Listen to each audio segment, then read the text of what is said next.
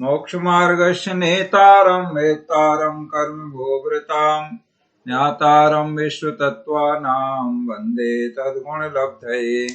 श्री तत्वार्थ सूत्र ग्रंथ जी में आचार्य श्री उमा स्वामी जी महाराज अध्याय 5 में अजीव तत्व का विस्तार से व्याख्या कर रहे हैं। अभी तक हमने समझ लिया अजीव तत्व के भेदों में धर्म, अधर्म, आकाश और पुद्गल, ये 4 द्रव्य हमने समझ लिए हैं। साथ में एक जीव द्रव्य के बारे में भी हमने समझ लिया है। धर्म अधर्म द्रव्य का क्या उपकार है, आकाश द्रव्य का क्या उपकार है, पुद्गल द्रव्य का क्या उपकार है, जीव द्रव्य का क्या उपकार है, इसके बारे में कल आपको विस्तार से बताया गया था। परस्परोपग्रहो जीवानाम, अर्थात जीव एक दूसरे का उपकार करना, सहायता करना। जैसे गुरु अपने शिष्य का उपकार करता है और शिष्य अपने गुरु का उपकार करता है। गुरु अपने शिष्य को ज्ञान देता है और शिष्य अपने गुरु की आज्ञा अनुसार प्रवर्तन करता है, विनय भक्ति करता है। इस प्रकार से दोनों एक दूसरे का उपकार करते हैं। अभी तक इसमें अजीव के भेद के रूप में काल द्रव्य की बात नहीं आई थी। अब पहली बार काल द्रव्य की बात आ रही है। सभी द्रव्यों के उपकार अर्थात कार्य बताए जा रहे हैं। तो काल द्रव्य का क्या उपकार है, ये सूत्र नंबर 22 में हम समझेंगे। दोहराएंगे सूत्र। वर्तना परिणाम क्रिया, वर्तना परिणाम क्रिया, परत्वा परत्वे च कालस्य, परत्वा परत्वे च कालस्य। ये काल द्रव्य के उपकार यहाँ बताए जा रहे हैं। क्या क्या उपकार हैं, मतलब काल द्रव्य के माध्यम से क्या क्या होता है, क्या क्या कार्य होते हैं, ये बात बताई जा रही है। तो 5 कार्य इसमें बताए गए। पहला है वर्तना, दूसरा परिणाम, तीसरा क्रिया, सूत्र में देखते जाएं, फिर परत्व और अपरत्व। इस तरह से ये कालस्य, यहाँ उपकार की बात चल रही है ऊपर से, इसलिए उपकार काल द्रव्य के उपकार हैं। अब वर्तना क्या कहलाता है? प्रति समय सभी द्रव्यों में उत्पाद, व्यय और द्रव्य होता रहता है। उत्पाद का मतलब नवीन पर्याय उत्पन्न होना, व्यय का मतलब पूर्व पर्याय का विनष्ट होना, और द्रव्यपना, द्रव्य का मतलब कि मुख्य जो उस द्रव्य में जो मुख्य चीज है वो सदा बनी रहती है। जैसे उदाहरण के रूप में हम लें कि कोई मनुष्य मरण करके और देव बन गया, तो यहाँ पर हम देखें उत्पाद व्यय द्रव्य क्या है। तो यहाँ जीव तो द्रव्य है और इस जीव द्रव्य में उत्पाद हुआ देव पर्याय का और व्यय हुआ मनुष्य पर्याय का। मतलब मनुष्य पर्याय अब समाप्त हो गई, देव पर्याय उत्पन्न हो गई। और द्रव्य इसमें क्या है? जब वह मनुष्य था तब जो आत्मा उसके शरीर में थी, जो आत्मा, वही आत्मा अब देव पर्याय में भी उसके देव के शरीर में है। तो इस प्रकार जो उत्पाद व्यय होते हुए भी जो सदा स्थिर रहता है, सदा काल रहता है, अर्थात पूर्व पर्याय में भी था और वर्तमान पर्याय में भी है, वह कहलाता है द्रव्य। इस तरह से ये द्रव्य का लक्षण भी है।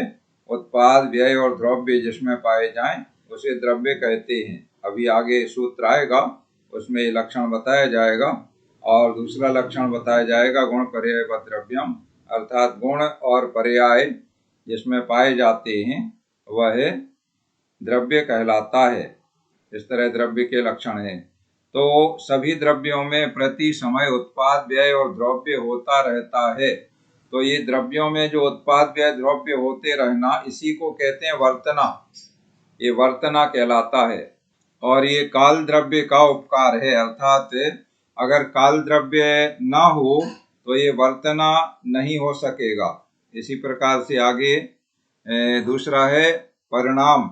परिणाम अर्थात देखो सभी द्रव्य अपनी अपनी पर्याय रूप से प्रति समय स्वयं ही परिणमन करते हैं। अपने आप सभी द्रव्यों में पर्याय रूप परिणमन होता रहता है, किंतु बिना बाह्य निमित्त के कोई कार्य नहीं होता। तो इसमें बाह्य निमित्त क्या है? तो वो बाह्य निमित्त है काल, अर्थात काल द्रव्य, जिससे काल द्रव्य की यहाँ बात कर रहे हैं, काल द्रव्य के उपकार बताए जा रहे हैं। तो वह बाह्य निमित्त होता है काल द्रव्य, इसलिए वर्तनों को काल का उपकार कहा जाता है। अपने स्वभाव को ना छोड़कर द्रव्यों की पर्यायों के बदलने को परिणाम कहते हैं। अर्थात द्रव्य सदा अपने स्वभाव में रहता है और पर्याय बदलती रहती हैं, तो ये पर्यायों का बदलना ही परिणाम कहलाता है। तो ये भी काल द्रव्य का उपकार है। किस प्रकार? जैसे जीव के परिणाम क्रोध आदि हैं और पुद्गल के परिणाम रूप रस आदि हैं, स्पर्श रस गंध वर्ण, ये जो हैं ये पुद्गल के परिणाम माने जो पर्याय हैं उसमें जो गुण हैं उनमें परिवर्तन होते रहते हैं। इसके बाद है तीसरा उपकार क्रिया। क्रिया कहते हैं एक स्थान से दूसरे स्थान में गमन करना। तो यह क्रिया जीव और पुद्गलों में ही पाई जाती है। जीवों में क्रिया होती है और पुद्गलों में एक स्थान से दूसरे स्थान गमन करने रूप क्रिया अन्य द्रव्यों में नहीं होती है। जीव और पुद्गलों में इस प्रकार की जो क्रिया होती है तो वह क्रिया भी काल द्रव्य के कारण होती है। अगर काल द्रव्य ना हो तो फिर ये गमन करने रूप क्रिया ना हो। इसके बाद है परत्व और अपरत्व। परत्व कहलाता है जो बहुत दिनों का होता है, उसे पर कहते हैं, और जो थोड़े दिनों का होता है उसे अपर कहते हैं।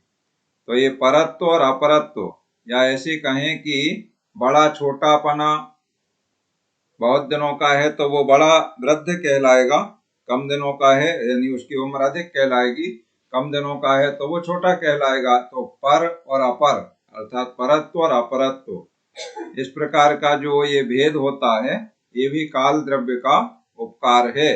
ये जो परिणाम वगैरह वर्तना के ही भेद हैं, किंतु काल के दो भेद बताने के लिए उनका ग्रहण किया है। नियत वर्तना निस्तेंसो व्यवहार काल पर मानो, ऐसा चैडाला में वर्णन आया है। अर्थात जो नियत वर्तना जो लक्षण है वो निश्चय काल है, और नियत वर्तना निस्तेंसो दिन रात आदि का परिवर्तन होना ये व्यवहार काल है। ऐसे भी निश्चय और व्यवहार काल के रूप में दो प्रकार से हम जान सकते हैं। तो व्यवहार काल का लक्षण परिणाम वगैरह है, परिणाम क्रिया परत्व अपरत्व। तो इसमें जो दिन रात होना या घड़ी में घंटा वगैरह होना, या ये समय बीत गया, ये वर्तमान चल रहा, ये भविष्य है आगे, तो ये भूत भविष्य वर्तमान रूप परिवर्तन, ये सब काल द्रव्य के उपकार हैं, अर्थात काल द्रव्य के माध्यम से होते हैं। और व्यवहार काल से मुख्य काल का, मुख्य निश्चय काल, मुख्य माने निश्चय काल का अस्तित्व जाना जाता है। इस प्रकार काल द्रव्य के उपकार बता करके अब सूत्र नंबर 23 में, इसके पहले धर्म अधर्म, फिर आकाश, फिर पुद्गल, फिर जीव, इनके उपकार कल वर्णन हो गया है। अब आगे सूत्र नंबर 23 में पुद्गल का लक्षण बताते हैं। देखो अभी तक पुद्गल का लक्षण नहीं आया।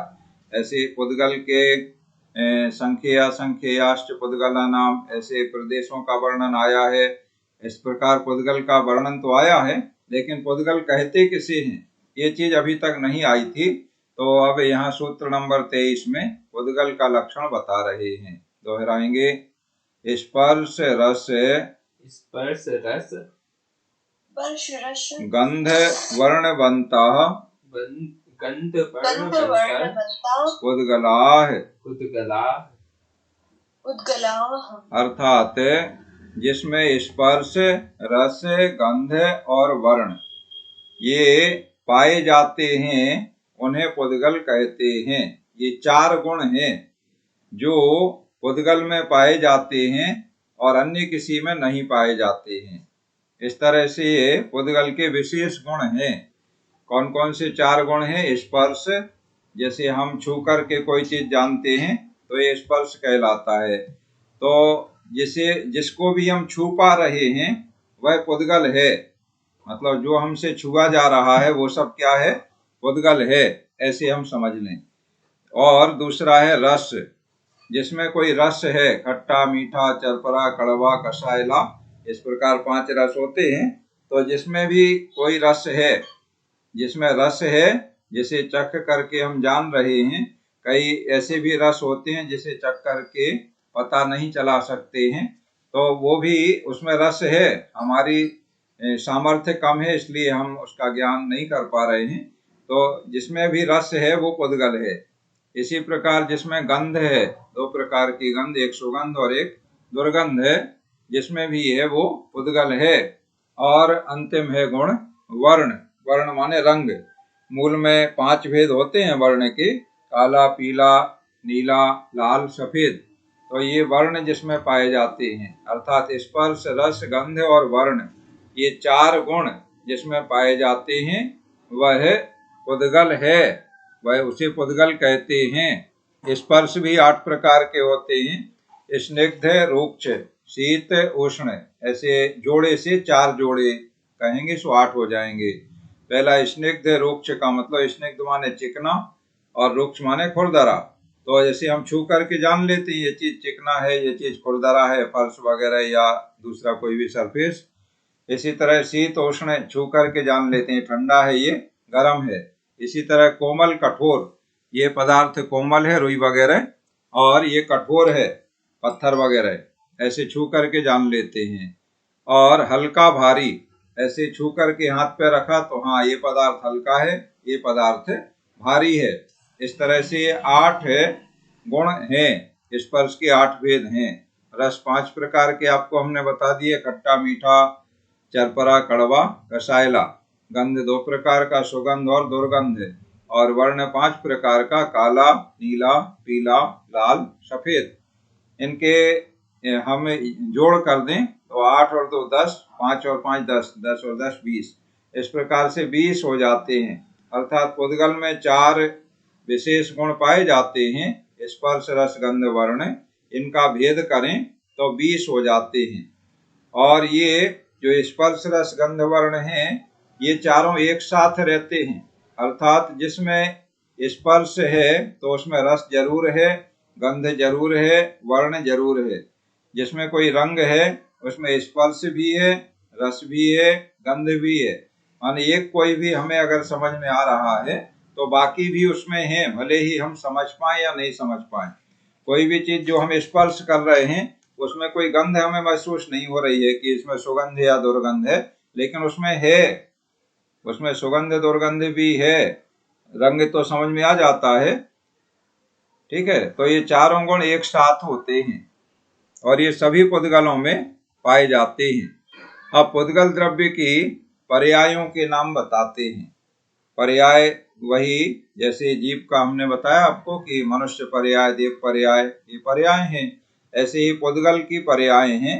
तो यहाँ 10 पर्याय विशेष रूप से बताई जा रही हैं। सूत्र नंबर 24 दोहराएंगे। शब्द बंध, शब्द बंध, सौक्ष्म स्थौल्य, सौक्ष्म स्थौल्य, संस्थान भेद, संस्थान भेद, तमस छाया, तपोद्योत वंतश्च। इसमें 10 पर्यायों के नाम बताए गए हैं। पहला शब्द, दूसरा बंध, तीसरा सूक्ष्म माने सूक्ष्मपना, और उसके बाद स्थूलपना, सूक्ष्म और स्थूल, फिर संस्थान, भेद, तम, छाया, तम माने अंधेरा होता है, और छाया, और आतप और उद्योत। ये 10 पुद्गल द्रव्य की पर्याय हैं। तो एक एक को हम समझ लेते हैं। शब्द तो हम सभी जानते हैं, जो हम बोल रहे हैं ये शब्द हैं। तो ये शब्द पुद्गल की पर्याय हैं, अर्थात पुद्गल हैं। अब देखो शब्द में, पुद्गल में 4 गुण होते हैं, ये ऊपर बता दिया, स्पर्श रस गंध वर्ण। अब इन शब्दों में क्या है, स्पर्श है, छू सकते हैं शब्दों को, रस है, चख करके जान सकते हैं शब्दों को। गंध है, सुगंधित हैं शब्द की, दुर्गंधित हैं। और वर्ण है, किस रंग के हैं शब्द, काला, नीला, पीला, लाल, सफेद। ये चारों गुण शब्दों में हमें स्पष्ट समझ में नहीं आ रहे हैं, ठीक है, लेकिन ये चारों हैं। जब यहाँ आगम में ये बात आई है कि शब्द पुद्गल हैं, अर्थात पुद्गल द्रव्य की पर्याय हैं, तो शब्द में जो पुद्गल है तो उसमें स्पर्श भी है, रस भी है, गंध भी है और वर्ण भी है। अब देखो कैसे पता चला। शब्द को हम पकड़ सकते हैं और शब्द दीवार से टकरा करके आर पार भी नहीं जा पाते हैं। तो शब्द में पुद्गल के परमाणु हैं, इसीलिए वो दीवार से, जैसे हम यहाँ अगर बोल रहे हैं तो दीवार के उस पार हमारे शब्द नहीं जा पाएंगे, वो दीवार से टकरा के यहीं रुक जाएंगे। और रिकॉर्डिंग जो हम करते हैं, कई सालों पहले की रिकॉर्डिंग किए हुए शब्द आज सुन लेते हैं, तो वो जो शब्द में जो पुद्गल के परमाणु हैं उनको उस रिकॉर्डिंग में कैद कर लिया गया है, माने रिकॉर्ड कर लिया गया है, तो सुरक्षित रख लिया है। तो शब्दों में ये गुण हैं, स्पर्श, रस, गंध, वर्ण। इसी तरह दूसरा है बंध। शब्द में भी दो प्रकार के, भाषा और अभाषा, दो प्रकार से होती हैं, अक्षर और अनक्षर। इस प्रकार से अनेक बोलियां जो हम बोलते हैं ये सब भाषात्मक कहलाते हैं। और पशु पक्षी वगैरह बोलते हैं, ची ची, चू चू, टें टें, कुछ भी करते हैं, वो अनक्षर, उसमें अक्षर ऐसे काखा, गाघा, आ या ABCD वो नहीं होते हैं, तो वो अनक्षर रूप भाषा होती है। दो प्रकार की भाषा, एक अक्षरी भाषा, एक अनक्षरी भाषा, इस प्रकार के होते हैं। और एक होते हैं अभाषा रूप, संकेत वगैरह जो होते हैं इस प्रकार से होते हैं। फिर बंध की बात करें तो बंध भी दो प्रकार का है। एक वैशिष्टिक होता है, दूसरा प्रायोगिक। जो बंध बिना पुरुष के प्रयत्न के स्वयं होता है वो वैशिष्टिक कहलाता है। जैसे पुद्गलों के स्निग्ध और रूपसुगुण के निमित्त से स्वयं ही बादल, बिजली, इंद्रधनुष वगैरह बन जाते हैं, मतलब उसमें किसी ने कोई प्रयत्न नहीं किया। बादल कैसे बने, किसी ने बनाए क्या? नहीं। बिजली चमकी आकाश में या इंद्रधनुष हमें दिखाई दिया, किसने बनाया? तो ये बिना प्रयत्न के ही बन जाते हैं, हमारा कोई प्रयत्न उसमें नहीं होता है। ये कहलाते हैं बंध, माने बंध हुआ है, परमाणु मिलकर के, बहुत सारे परमाणु मिलकर के वो बादल के रूप में इकट्ठे हो गए, या बिजली चमकी बिजली के रूप में हो गए, या इंद्रधनुष के रूप में वो परमाणु हमें दिखाई देते हैं। दूसरा जो होता है प्रायोगिक, जो हमारे प्रयत्न से बंध होता है वो प्रायोगिक कहलाता है। उसमें भी दो भेद हैं, एक अजीब का बंध होता है जैसे लकड़ी वगैरह या लाख का बंध, और दूसरा जीव और अजीब का बंध, जैसे कर्म और आत्मा। ये जो बंध होता है, जो 7 तत्वों में बंध नाम का जो तत्व है, जीव अजीव आश्रव बंध, कर्मों का बंध, तो वह जीव और अजीब का बंध कहलाता है। इसके बाद है सूक्ष्म। तो सूक्ष्म भी दो प्रकार का होता है, एक जैसे सबसे सूक्ष्म, अति सूक्ष्म होता है परमाणु, और दूसरा होता है अपेक्षाकृत सूक्ष्म। जैसे ये पदार्थ है कि अपेक्षा ये सूक्ष्म है ऐसे, और सबसे सूक्ष्म की बात करें तो परमाणु होता है। इस तरह से एक सबसे सूक्ष्म और दूसरा अपेक्षाकृत सूक्ष्म। जैसे बेल से सूक्ष्म आंवला और आंवले से सूक्ष्म बेर। अब स्थूल की बात करें तो स्थूल भी दो प्रकार का है, एक सबसे अधिक स्थूल, जैसे समस्त जगत में व्याप्त महास्कंध। देखो सबसे सूक्ष्म है पुद्गल और सबसे स्थूल है महास्कंध, ये सबसे स्थूल होता है जो संपूर्ण जगत में व्याप्त है, लोक में व्याप्त है। और दूसरा स्थूल होता है अपेक्षाकृत, वही जैसे सूक्ष्म इसकी अपेक्षा ये सूक्ष्म है, ऐसे ही इसकी अपेक्षा ये स्थूल है। अब संस्थान, तो संस्थान माने आकार। आकार भी दो तरह का है, एक तो गोल, चौकोर, लंबा, चौड़ा, इस तरह के आकार होते हैं, ये इत्थम लक्षण से जाने जाते हैं, उन्हें कहा जा सकता है। और दूसरे आकार ऐसे होते हैं जिनको कह नहीं सकते। जैसे बादलों में आकार बनते हैं, कभी बादलों में घर जैसा बना दिखाई देता है, कभी महल जैसा बना दिखाई देता है। बादलों में ज्योतिष में वर्णन आया है, छाया पुरुष का दर्शन होता है, और उस छाया पुरुष के अंगों के अनुसार ज्योतिष में फलादेश करने का विधान है कि छाया पुरुष का दर्शन अगर हो रहा है, आकाश की ओर देखने से छाया पुरुष दिखाई देता है, या कभी कभी आकाश में ऐसे घर जैसे बने दिखाई देते हैं, महल जैसे बने दिखाई देते हैं, ऐसे बहुत सारे आकार बादलों में बने हुए दिखाई देते हैं। तो उनका ज्योतिष की उसमें विधा में अलग अलग फल होता है।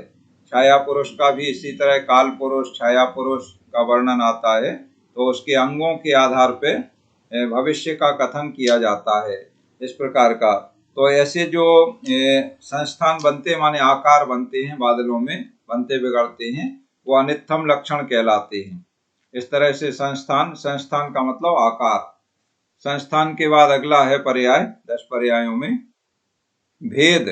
भेद का मतलब होता है टुकड़े करना। भेद करना माने विभाजित करना। जैसे लकड़ी वगैरह चीरते हैं तो बुरादा निकलता है, और गेहूं वगैरह हम पीसते हैं, चूर्ण करते हैं, तो इसमें क्या होता है, उसके टुकड़े टुकड़े होते हैं, खंड होते हैं। घड़ा कोई फूट गया तो उसके टुकड़े टुकड़े हो गए। मूंग उड़द वगैरह के छिलकों को हमने अलग किया, तो ये सब भेद कहलाते हैं। इस प्रकार से भेद भी उद्गल द्रव्य की पर्याय हैं। भेद के बाद है तम। तम माने होता है अंधकार, अंधेरा। तो ये अंधेरा हमें दिखाई देता है, जैसे लाइट बंद हम कर दें तो यहाँ अंधेरा दिखाई देगा।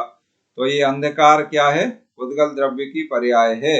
उद्गल के परमाणु इसमें हैं, इसलिए उद्गल की पर्याय उसको कहते हैं। तम के बाद में है छाया। छाया भी उद्गल द्रव्य की पर्याय है। हमारे शरीर की छाया पड़ती है, सभी चीजों की छाया पड़ती है। एक तरफ से प्रकाश हो तो दूसरी तरफ छाया पड़ती है।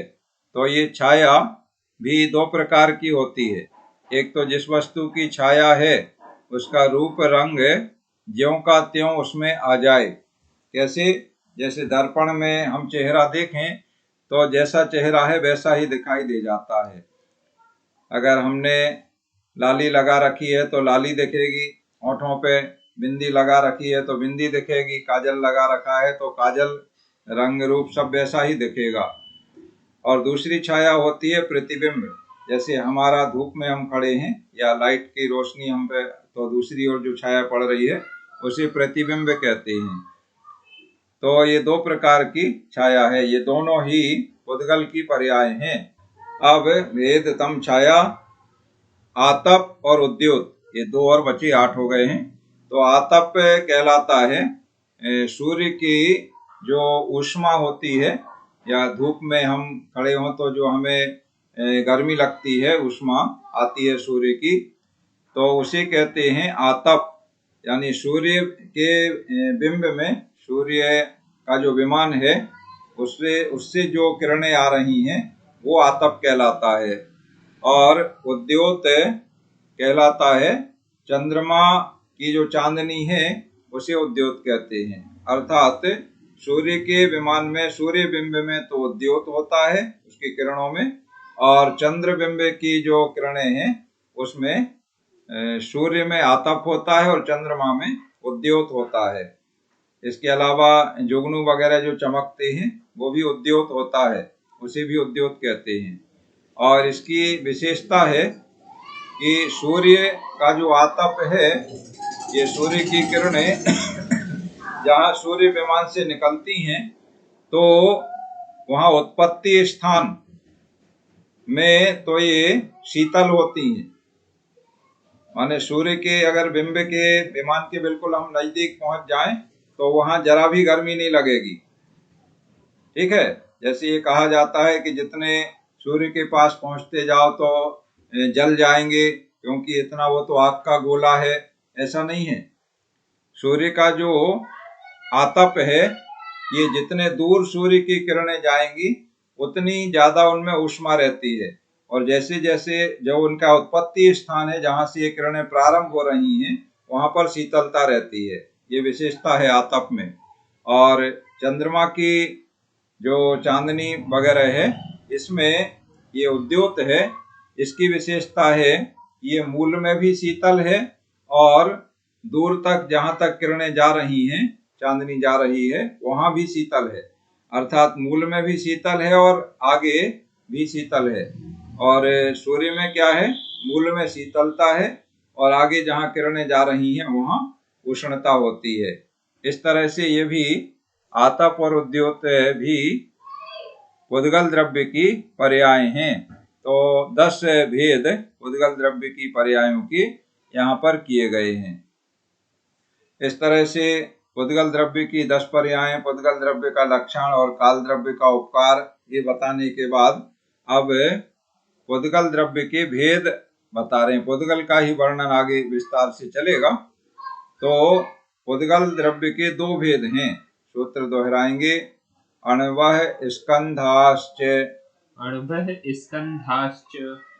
स्कंधाश्च, अर्थात अणु और स्कंध, ये उद्गल के 2 भेद हैं। अणु और परमाणु एक ही बात है और परमाणुओं के मिलने से स्कंध बनता है। 2 आदि परमाणु जब मिलते हैं तो स्कंध बन जाता है। तो किस प्रकार से इनका मिलान होता है और कैसे ये बिछुड़ते हैं और बिछुड़ करके परमाणु बनते हैं, परमाणु मिल करके स्कंध बनता है, इसका बहुत अच्छा बंध का वर्णन आगे थोड़ा विस्तार से किया गया है। तो उसे हम कल विस्तार से लेंगे आगे के सूत्रों में।